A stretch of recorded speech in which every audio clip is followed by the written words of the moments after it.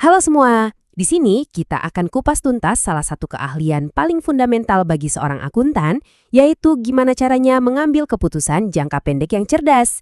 Yuk, kita langsung asas skill analisis kita bareng-bareng. Oke, kita mulai dari sebuah dilema yang klasik banget buat manajer. Bayangin, ada tawaran kayak gini. Kelihatannya sih sulit ya, dan kalau cuma ngikutin kata hati, wah bisa-bisa kita salah langkah. Nah, buat bikin pilihan yang pinter, insting aja nggak cukup. Jawabannya itu ada di angka-angka. Tapi, nggak semua angka itu penting loh. Kita harus tahu mana yang relevan dan mana yang harus diabaikan. Mari kita bedah satu persatu. Sekarang kita bakal siapkan toolkit atau perangkat buat mengambil keputusan. Ada 3 konsep biaya penting yang wajib banget dikuasai oleh setiap calon akuntan dan manajer. Yang pertama, namanya sunk costs atau biaya hangus. Gampangnya gini deh, bayangin kamu udah beli tiket bioskop, filmnya ternyata jelek banget. Uang tiketnya kan udah nggak bisa balik lagi. Apa kamu bakal maksa nonton sampai habis cuma karena sayang tiketnya? Enggak kan? Nah, itulah sunk cost. Biaya yang udah lewat, udah keluar. Jadi jangan biarkan itu mempengaruhi keputusan kita ke depannya. Contoh yang paling terkenal ya kasusnya Jet Concorde. Proyek ini udah jelas-jelas nggak bakal profit, tapi mereka terus-terusan suntik dana. Kenapa? Karena mereka nggak rela sama uang miliaran yang udah terlanjur diinvestasikan.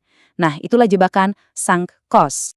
Oke, alat kedua di toolkit kita, opportunity cost atau biaya peluang. Ini simple sebetulnya. Tiap kali kita bilang iya untuk sesuatu, pada saat yang sama kita juga bilang enggak untuk hal lainnya. Nah, nilai dari hal lain yang kita lewatkan, itulah yang disebut biaya peluang. Dan ini dia, yang paling penting dari semuanya. Relevant cost atau biaya relevan. Ini nih bintang utamanya. Buat jadi akuntan yang jago, konsep ini harus dikuasai di luar kepala. Biaya relevan adalah satu-satunya angka yang beneran kita perhitungkan waktu bikin keputusan. Terus, gimana caranya kita tahu sebuah biaya itu relevan atau enggak? Gampang, ada 2 syaratnya. Pertama, biaya itu harus terjadi di masa depan. Kedua, biayanya harus beda antara pilihan A dan pilihan B. Dari sini aja udah jelas banget kan kenapa sunk cost itu nggak pernah relevan. Karena dia gagal di syarat pertama. Dia itu biaya masa lalu. Oke, teori cukup. Sekarang waktunya kita praktek. Kita balik lagi ke dilema pesanan khusus yang di awal tadi, tapi sekarang kita pakai toolkit yang udah kita punya buat cari jawaban paling logis. Nah, lihat tabel ini deh. Pelanggan nawarin 42.000. Ini jadi pendapatan relevan kita. Terus, biaya-biaya yang relevan apa aja? Ya cuma biaya yang kita keluarin khusus buat pesanan ini. Totalnya 36.000. Biaya tetap kayak sewa pabrik kita abaikan. Karena mau ada pesanan ini atau enggak, biaya itu tetap harus dibayar. Jadi itu bukan biaya relevan. Jadi kesimpulannya gimana? Dengan harga jual Rp42.000 dan biaya relevan Rp36.000, kita dapat untung tambahan Rp6.000 per kursi. Kalau dikali 5.000 unit, totalnya 30 juta rupiah. Jelas dari sisi angka, pesanan ini harus diterima. Oke, kita lanjut ke kasus berikutnya ya, yang sedikit lebih kompleks. Kasus berikutnya ini juga sering banget kejadian di perusahaan. Mending bikin satu komponen sendiri atau beli aja dari pemasok luar. Ini yang disebut analisis buat atau beli. Yuk kita lihat skenarionya. Yang seru di sini, kita cuma hitung biaya yang bakal bener-bener hilang kalau kita berhenti produksi. Apa aja tuh?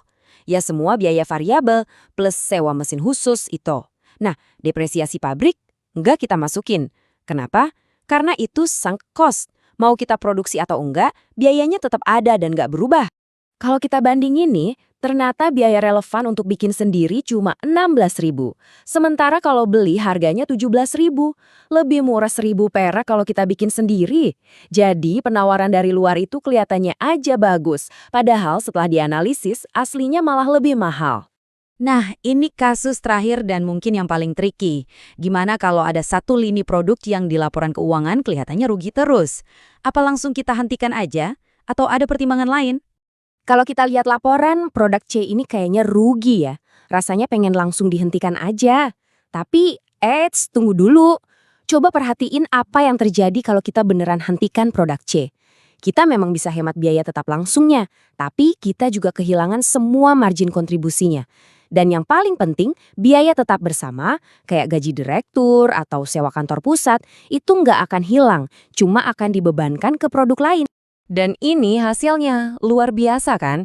Justru dengan menghentikan produk yang katanya rugi itu, total keuntungan perusahaan malah anjlok. Anjlok sebesar 52 juta rupiah. Ini dia bukti kenapa analisis biaya relevan itu krusial banget dan nggak bisa cuma lihat laporan laba rugi per produk secara mentah-mentah. Oke, dari semua studi kasus tadi, sebenarnya intinya cuma satu. Ada satu aturan emas, satu prinsip utama yang harus selalu kita pegang dalam setiap pengambilan keputusan. Ini dia aturan emasnya. Simple tapi powerful banget. Kalau ada angka yang nggak bakal berubah, mau kita pilih A atau B, ya udah abaikan aja.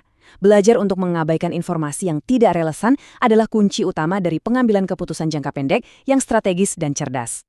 Nah, sebagai penutup, coba deh kita renungin bareng-bareng. Ada nggak sih sunk cost di hidup kita? Mungkin di karir, kuliah, atau bahkan hubungan yang lagi memengaruhi keputusan besar kita saat ini. Konsep ini ternyata nggak cuma buat bisnis loh, bisa banget kita pakai buat bikin hidup kita lebih jernih. Makasih banyak sudah menyimak, sampai ketemu lagi ya.